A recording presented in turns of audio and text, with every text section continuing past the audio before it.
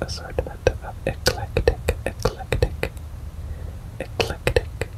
A S M R. My assortment of eclectic ASMR. Today. Actually, for me, it's tonight. For you, it might be the morning, or possibly the afternoon or the evening, whatever time it is for you. I hope that you are okay. I hope that you're doing well and that you're looking out for yourself. But today, or I should say tonight, for me, I'm just gonna do like the most random sort of white noise stuff that I can do, and I'm gonna read you just a few facts from a book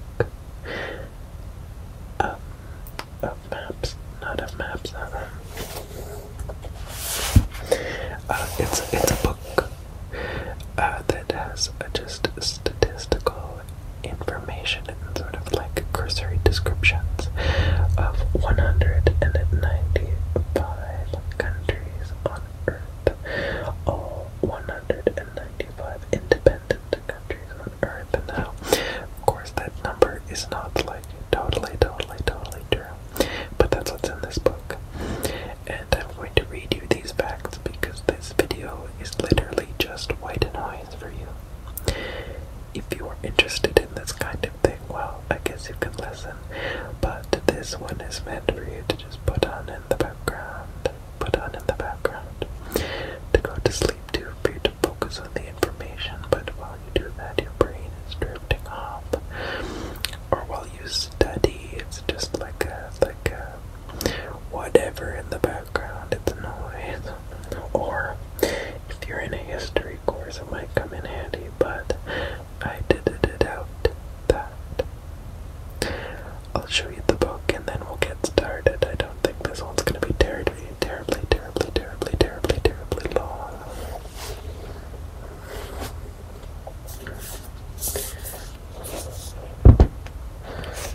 So this is the book.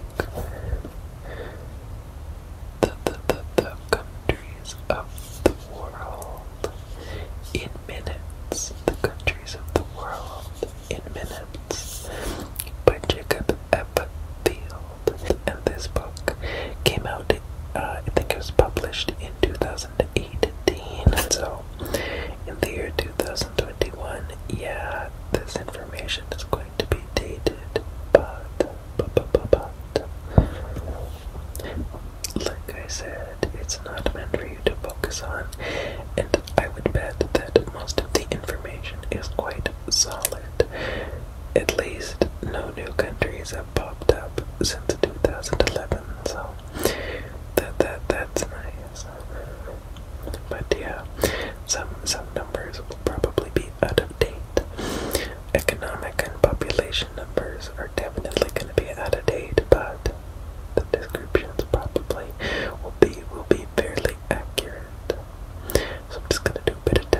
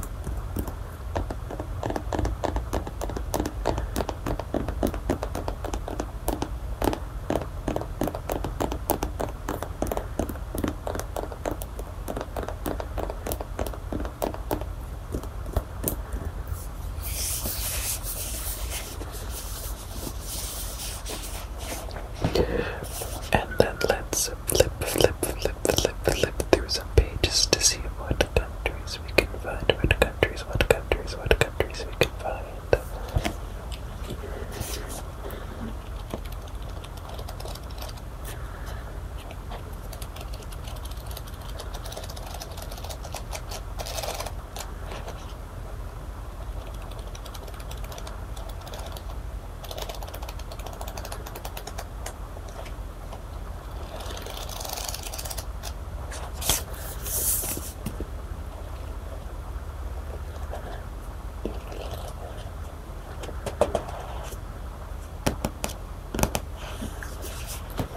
Okay, let's find a country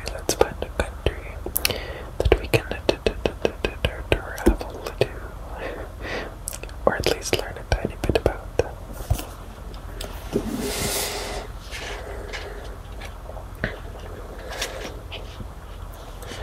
So we're going to start in Europe. We're going to start in Europe, and I'll just sort of like, I don't know, just open the book and we'll see where we end up.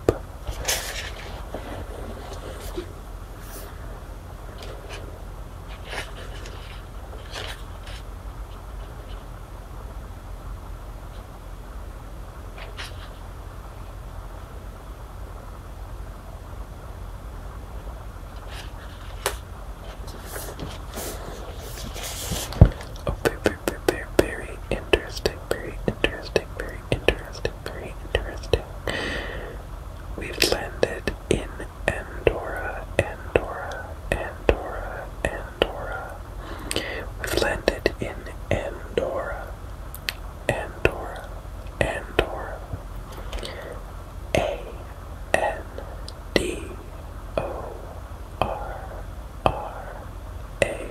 Andorra.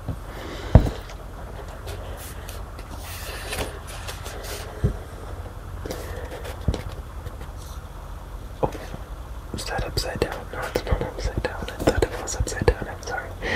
Andorra, you can see it here, is a very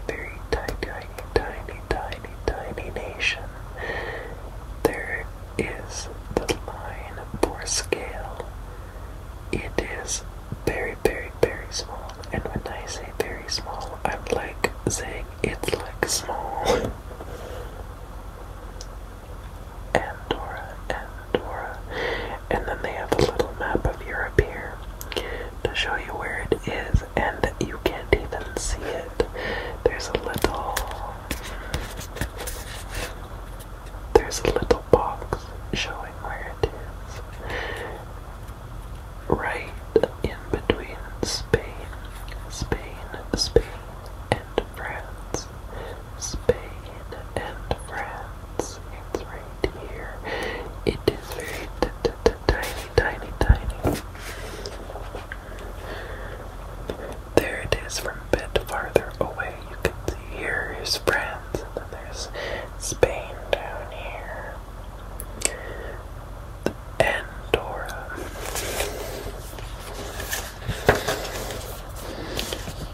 So, I'm just gonna read, looking over this way. The capital city of Andorra is Andorra la Vella.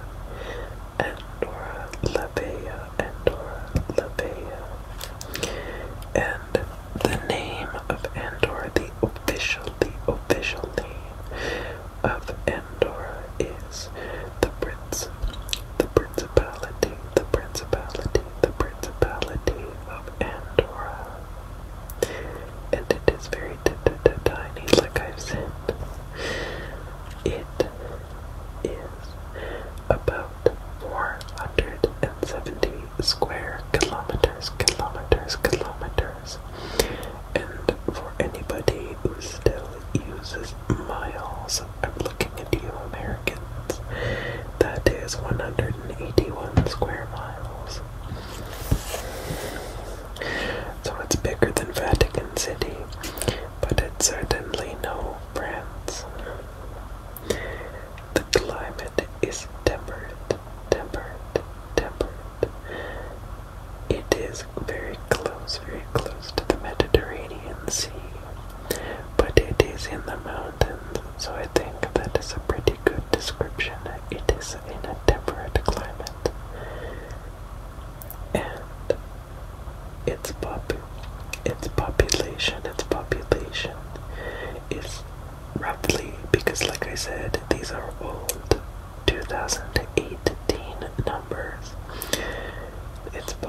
population is around 77,281 people.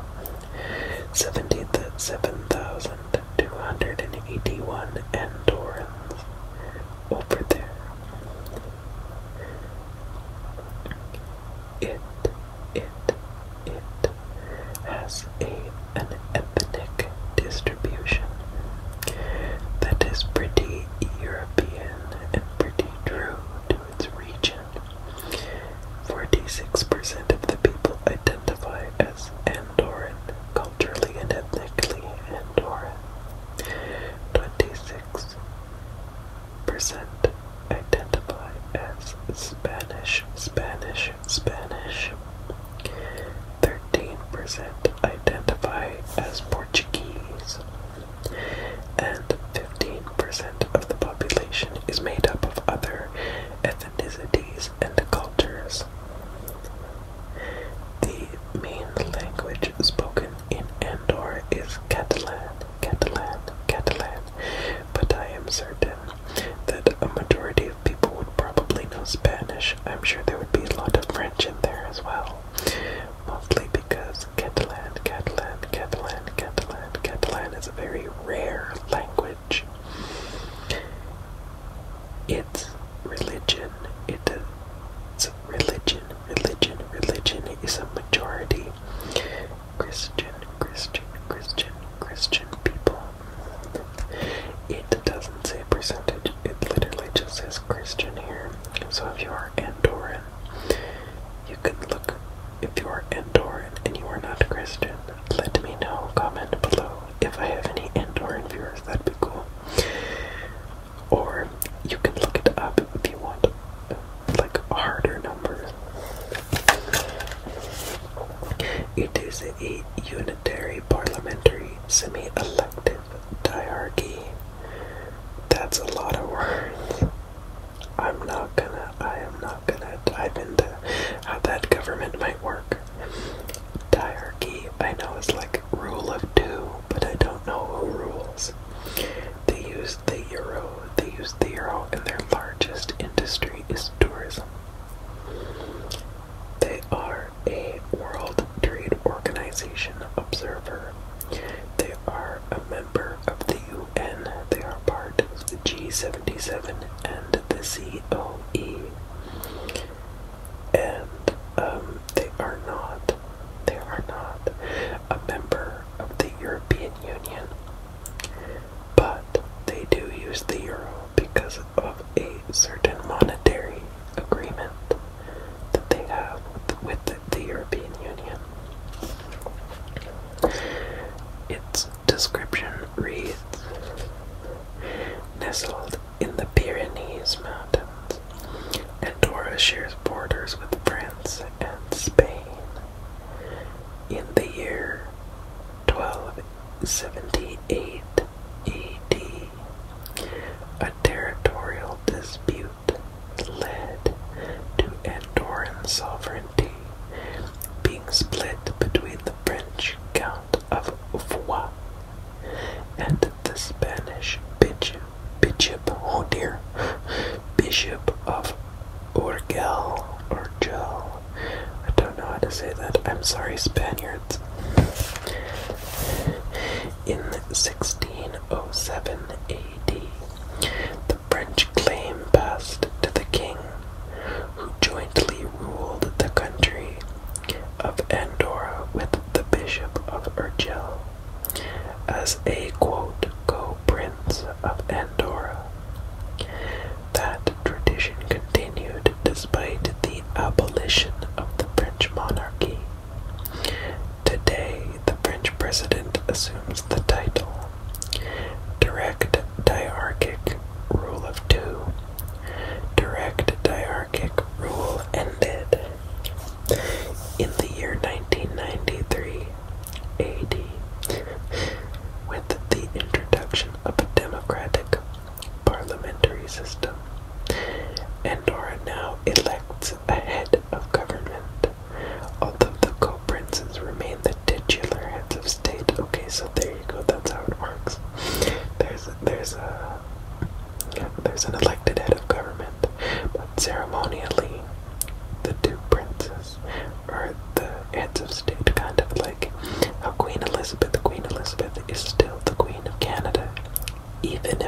ceremonial at best. With a territory that is mostly mountainous, Andorra has traditionally relied on pastoral farming, primarily sheep and goat herding. In recent years, its economy has become more focused on retail, offering duty-free shopping to tourists and visitors. The country's tourism sector has also developed, and Andorran ski slopes and resorts are some of the most popular in the Pyrenees. So that, my friends, is Andorra. Tiny, tiny, tiny nation in Europe.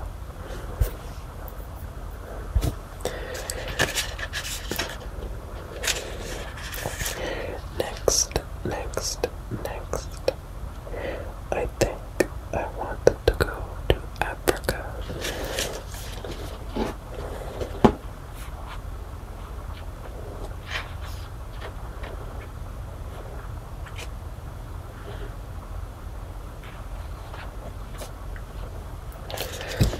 We've got another small one.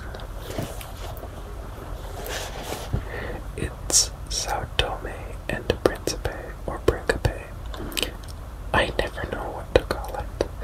Sao Tome and Principe, or Principe. Sao Tome, Sao Tome, Sao Tome and Principe. It's an island nation.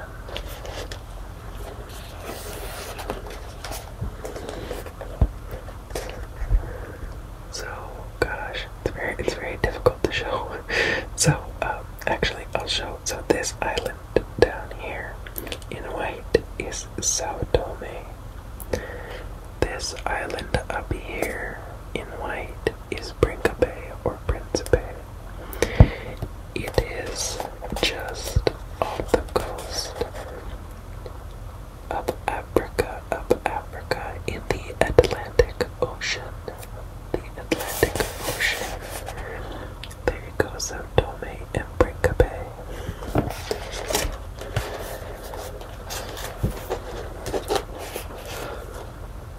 Spelled S-A with a little squiggly over it.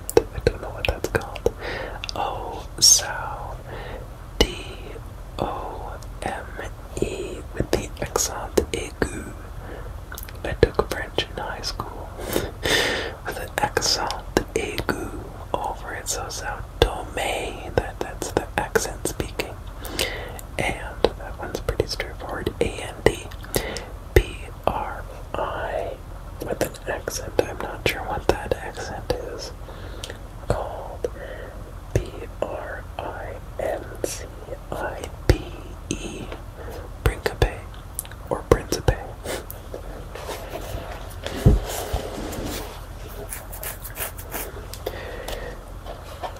This is a very, very, very small nation, and its official name is the Democratic Republic of Sao Tome and Principe.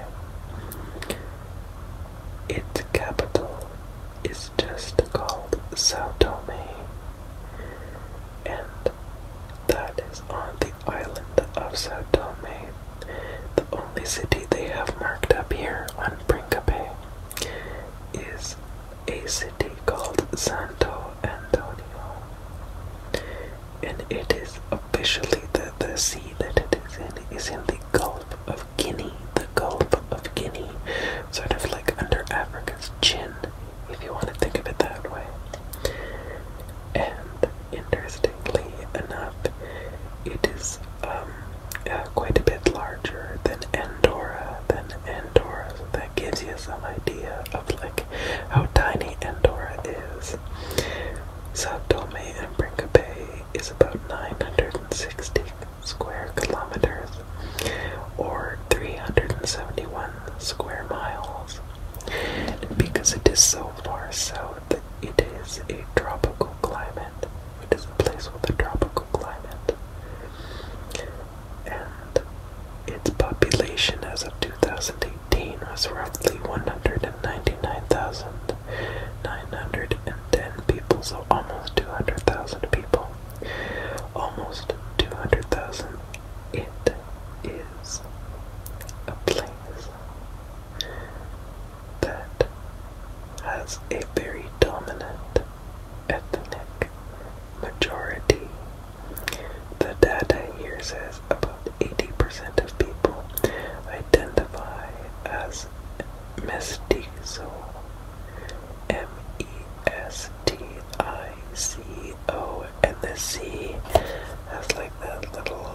city underneath that makes it like a s sound. 10% identify as Fang, F-A-N-G, and 10 people identify as other. And the language spoken here, the minority language spoken here, is Portuguese. Portuguese, Portuguese.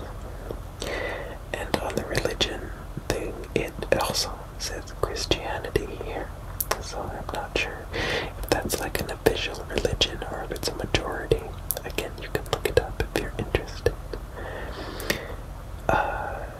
So Tome and Principe uses a unitary semi-presidential republic. I'm not, again, going to guess what exactly that means. And they are a World Trade Organization observer. They're a member of the UN. They're a member of the International Monetary Fund, the WB, NAM, the G77, ECCAS, and the African Union.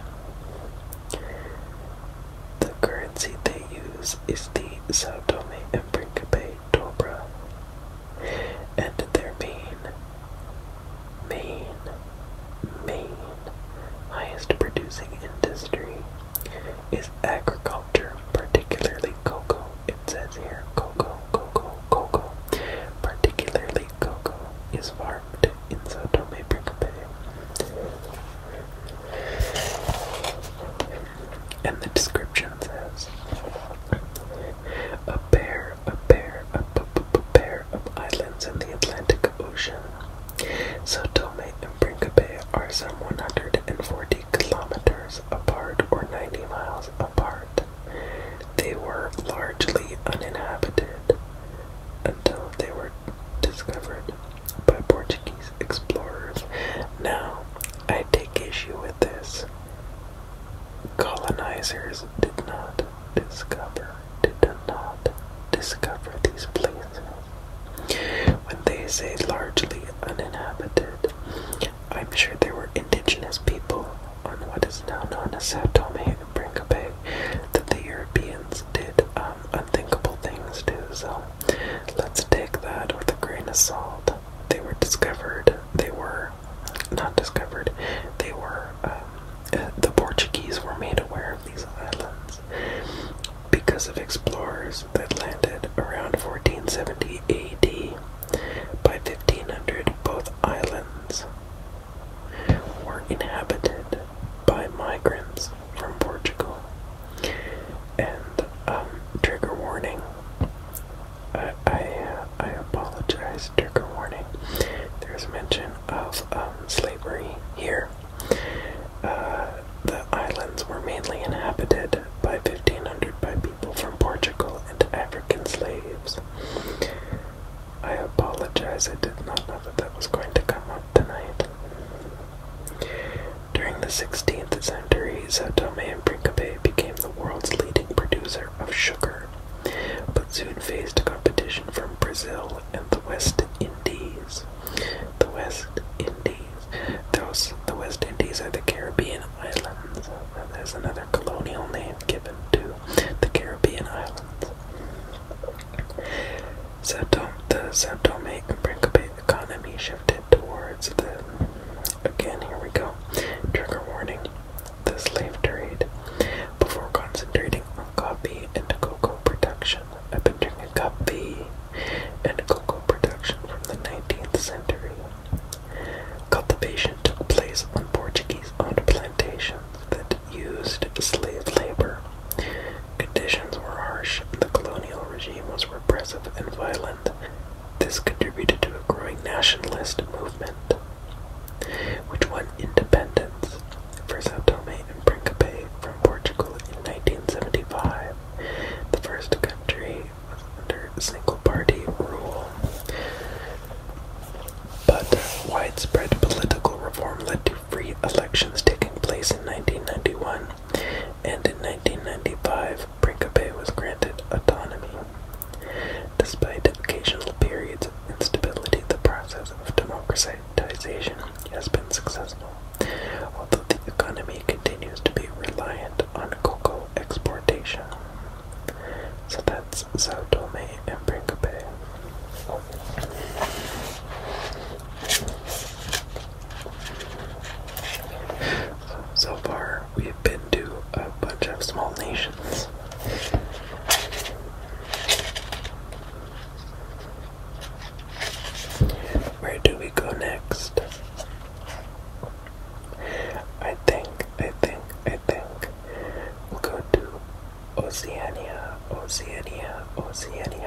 Oceania, sort of the bunch of islands around like Australia and the Pacific and stuff like that.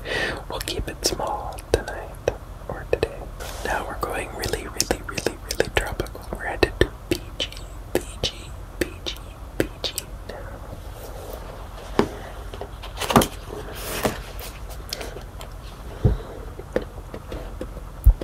So here is Fiji, Fiji, Fiji. A chain of islands in the Pacific, in the Pacific, in the Pacific.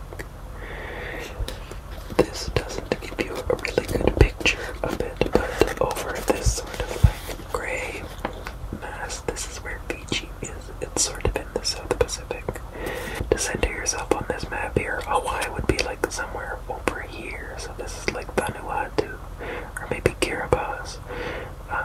So yeah, this is the South Pacific. As you can see, Fiji.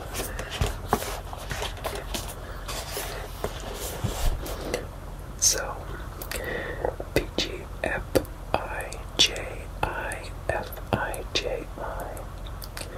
Its capital city is the city of Suva, on its largest island of Viti Levu. A few of the other islands are Kandavu, Moala, Ovala, Koro, Taveuni, Vanuatu, and Lakemba, at least here on this picture. And its official name is the Republic of Fiji. And Fiji is bigger than Andorra and Tome and Principe combined many times over. Fiji spans 18,270 square kilometers, or 7,054 square miles. It has a tropical marine environment, meaning like it's an island nation. And it has, again, a population that is far bigger than Andorra and Sao Tome and Principe combined many times over. Its population is 898,760 Fijians. Fijians have a somewhat less stark ethnic majority, like Sao Tome and Principe. 57% identify as Itauke people. 38% identify as Indian, and 5% as other. Indian, in this case, meaning people coming from India, not how Americans refer to their indigenous population. The main languages are English, Fijian, and Hindi. And the two religions that are listed here in sort of that kind of weird way are Christianity and Hinduism. Christianity and Hinduism. They use a unitary parliamentary constitutional republic as their system of government. Sounds about right. Again, it's probably like way more complicated than that. And they use the Fijian dollar. Their two largest industries are tourism, and agriculture. They are a member of the CON, the G77, the International Monetary Fund, NAM, the PIF, the United Nations, the WB, and the World Trade Organization. And here is the little description. Fiji is an archipelago of over 800 volcanic islands spread over 3